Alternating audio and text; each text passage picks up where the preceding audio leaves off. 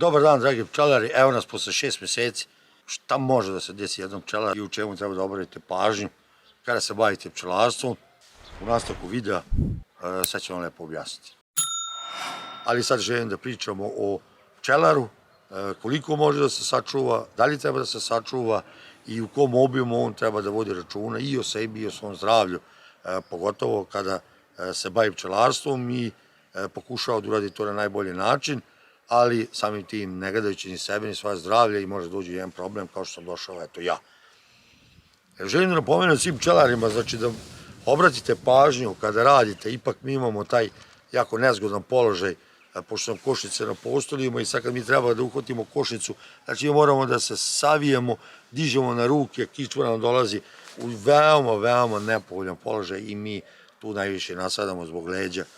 Prvo da kažem, ja nikad u životu nisam imao problem s leđima, nikad mi nisu bolela leđa, ali je očigledno da je danak, dugotrajni rad sa košnicama, premeštanje, dizanje košnica, utovar, istovar. Mogu ja i dalje to sam, ali sada je već jako veliki oprez, zato što treba dići košnicu, što kaže, i iz tog ugla, ali ne da dižemo ravno. Evo sad jedna pčela, jedna letela, ne da dižemo ravno pored nogu i ravno kičma, što je sasvim pogodnije i mnogo bolje. Mislim da mi pčelari ne vodimo računa o tome kako će biti kasnije i jednostavno i da li smo se uznojili, da li su nam mokra leđa,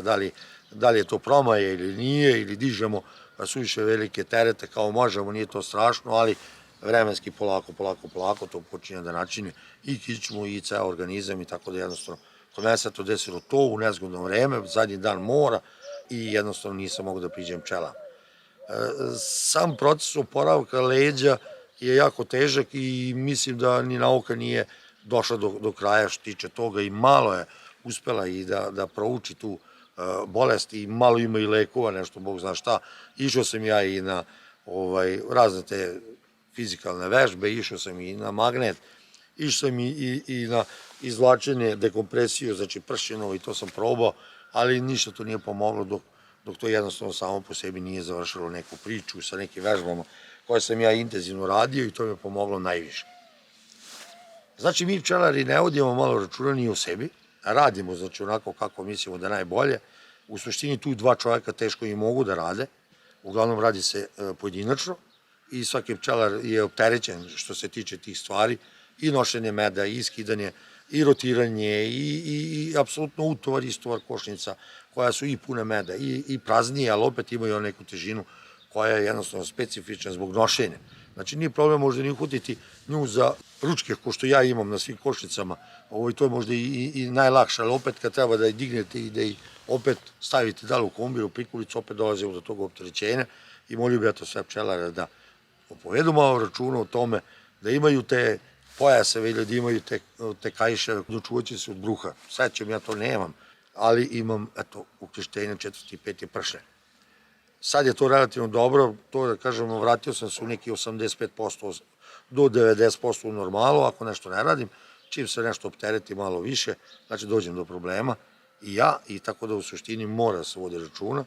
znači i dalje ja moram to da predupredim što tiče toga i znači zato sam i rešio da pravim platformu i namestit ću platformu koja će biti za selenje, koja će biti nastavljena sa košnicama u nemačkom sistemu, gde ću jednostavno ja samo transportovati i podvlačiti prikulicu ispod platforme, gde je jednostavno meni je to mnogo lakše i neću imati opterećenja što se tiče same kičme.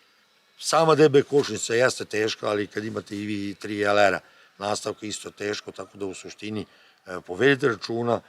prilagodite se teretu, prilagodite se situaciji, da ne bi došli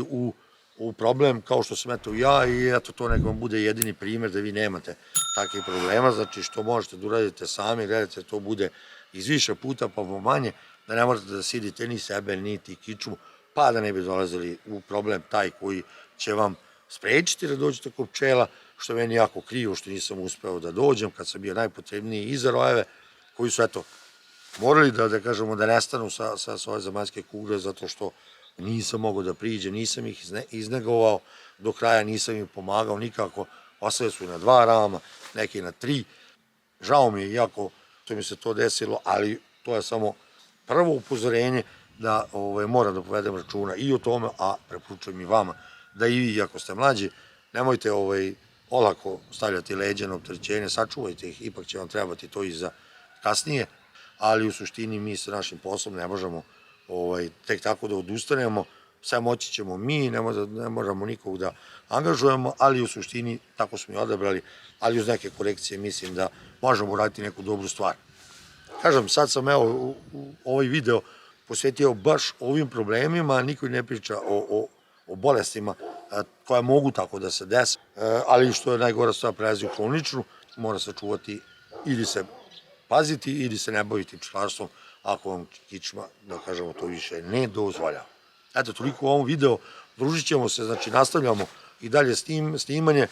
Prošle godine imao sam i taj kurs u nemačkom pčelarstvu koji mi je oduzeo jako puno vremena, 10 meseci, dosta polaznika, tako da